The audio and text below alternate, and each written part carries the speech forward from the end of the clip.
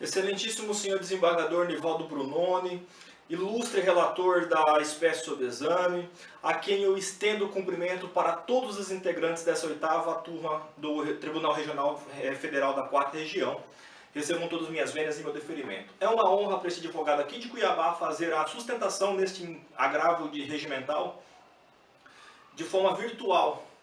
Essa pandemia nos trouxe uma realidade diferente, nos trouxe tecnologias para ser aprimoradas e hoje é possível fazer a sustentação oral de forma virtual de tão longe.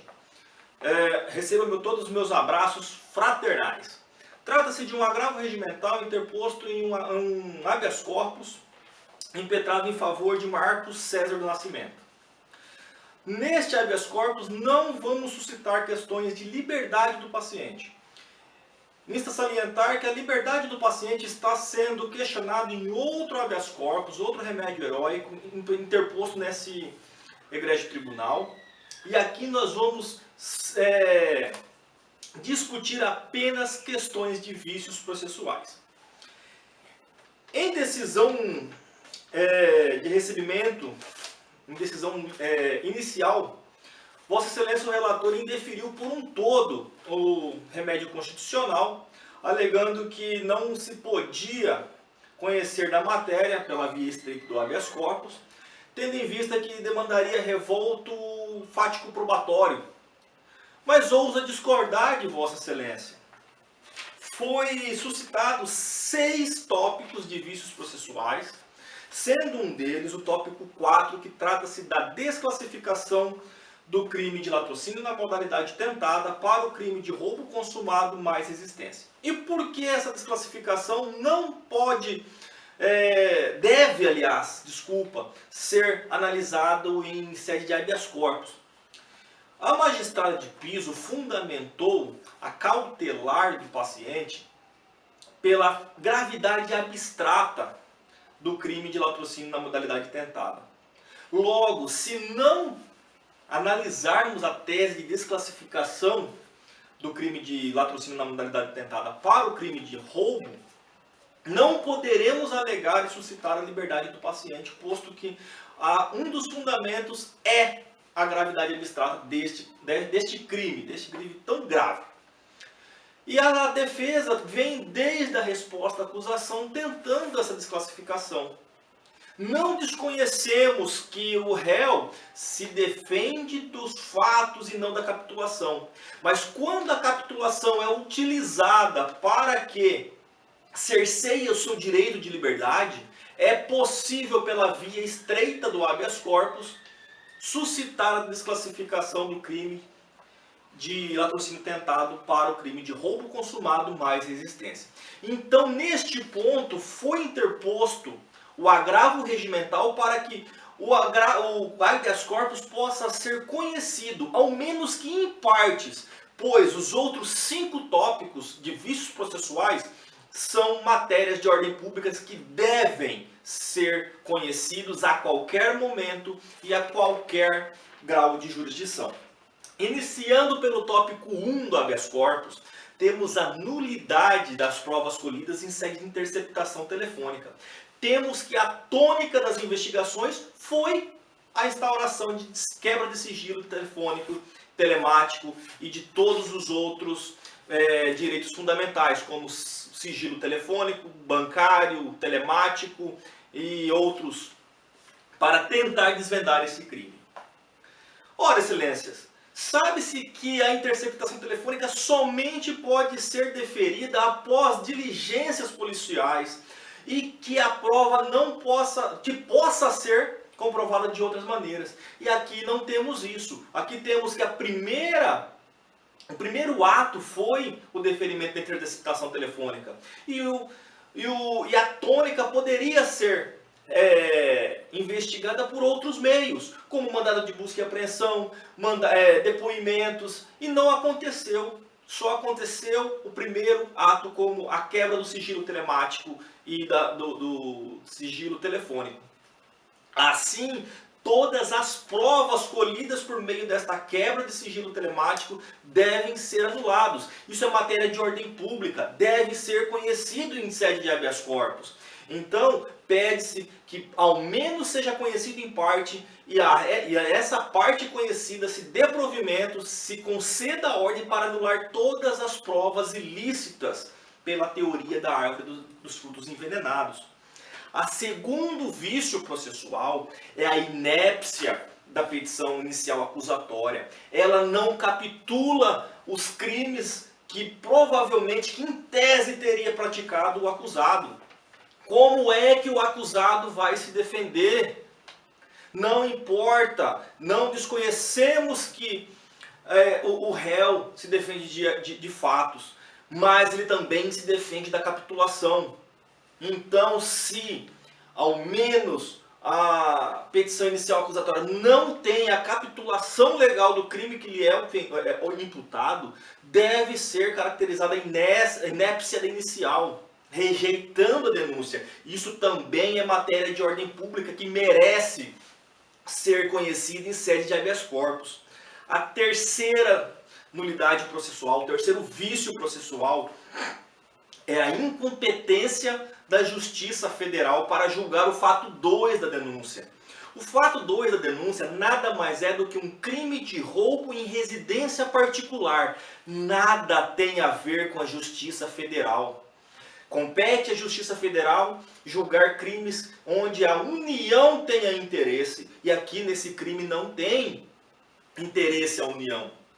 Sei que o magistrado de primeiro piso levantou a competência da Justiça Federal porque o fato 2 foi descoberto mediante investigação do fato 1. Inconteste que o fato 1 tem a competência abarcada na Justiça Federal, porquanto o roubo foi praticado contra os SEDEX, os Correios, onde a União tem interesse. Mas o fato 2 nada tem a ver com a competência da Justiça Federal. Alegou o magistrado que a prova era uma só, então haveria conexão probatória. Mas, excelências, o crime pode ser desmembrado, enviado cópia de gravação da quebra de sigilo telemático e telefônico para a Justiça Comum apurar o crime do fato 2. Como prova emprestada, pode encaminhar todo o processo para a Justiça Estadual. Não depende deste processo julgamento do fato 2. Assim, inexistindo conexão probatória, teleológica ou fática, não há como acolher a tese do magistrado de piso da competência da Justiça Estadual, da Justiça Federal. Deve ser desmembrado e encaminhado para a Justiça Estadual esse crime do fato 2, que em tese teria sido praticado um roubo à residência de um particular. Passando agora, excelências, para a citação do edital do paciente, que deve ser declarada nula. Consta da inicial, excelências, um endereço apenas do réu Marcos, e houve a tentativa de expedição de mandado de citação para este endereço, o qual restou frustrada porque o réu não foi improntado. Veja que sem nenhuma diligência foi realizada para a tentativa de localização do paradeiro do réu. Em consequência disso, foi determinada a citação via edital, desmembramento do feito, suspensão do prazo do processo e do prazo prescricional sobre o fundamento do artigo 366 do Código de Processo Penal. A citação por edital é nula, excelências. Não esgotou todas as tentativas de localização do paradeiro do réu. Deveria ter realizado diligências, procuras em outros meios para a localização deste réu. Somente após o esgotamento de todas as tentativas poderia ser realizada a citação por edital. A nobre magistrado de piso fundamenta que não precisaria de todas essas diligências, porque ainda hoje, no ano de 2021, persiste o endereço do réu na base de dados da Receita Federal do Brasil como sendo o mesmo endereço da inicial. Ora, excelência, ninguém é obrigado a atualizar banco de dados da Receita Federal. Não por lei. Por moral, sim, mas não por lei. E competia ao magistrado de piso ou ao Ministério Público Federal fazer as pesquisas em concessionárias de energia elétrica, concessionárias de água, concessionárias de telefonia móvel e fixa, Infojude, Infoseg, Cisbajude, Renajude, Detran, TRE, mas não fizeram nada, deixaram a desejar, agiram com desídia, citaram o réu por edital. Este edital é nulo, não poderia ter feito. Excelências, por mais que o magistrado fala que o réu estava foragido, ele não estava foragido, ele estava oculto. Ele não se apresentou porque não foi citado. Ninguém é obrigado a apresentar espontaneamente no processo, mesmo que saiba do processo. É garantido ao réu, é garantido ao paciente que se oculta até que seja citado. Ele não é obrigado a responder à ação sem antes de sua citação. Por mais que o magistrado de piso alegue que em outro processo, no processo de prisão preventiva, tenha tentado capturar o acusado sem sucesso, não se pode usar essas tentativas de captura como tentativa de localização para a citação. A citação é um ato formal para chamamento do réu ao processo e responder. A captura é para colocar o réu em prisão. Pode o réu se ocultar da captura. Por que não foi tentada a citação via carta? Muito provavelmente não estaríamos aqui hoje suscitando a nulidade da citação por edital, pois ao réu é defeso se ocultar da prisão que lhe acha injusta, mas não da citação. Se a citação viesse sem o pedido de captura, ou seja, por AR, muito certamente teríamos citado o paciente. Na esteira do julgamento dos STJ, do STF, de outros tribunais pátrios, é que se pede a nulidade da citação feita por edital. Determine a nulidade da decisão que suspendeu o prazo prescricional e o andamento do processo, para que seja restabelecida a verdadeira justiça. Em sendo acolhida esse vício processual da citação por edital, temos que ocorreu a prescrição do crime de quadrilha do 288 do Código Penal, pois já se transcorreram prazo suficiente para a prescrição da pretensão punitiva. Excelências, bem sucintamente, são esses os argumentos que o agravo regimental deve ser conhecido, provido para conceder a ordem. Mesmo que, se mantiver o tópico 4 como revolvimento fático probatório, se conheça em parte do habeas corpus, porque não pode ser indeferido como um todo. Deve ser conhecido tópico por tópico. E, se não for conhecido tópico 4, que se conheça os outros tópicos para lhe dar provimento e conceder a ordem nos termos pleiteados pela defesa.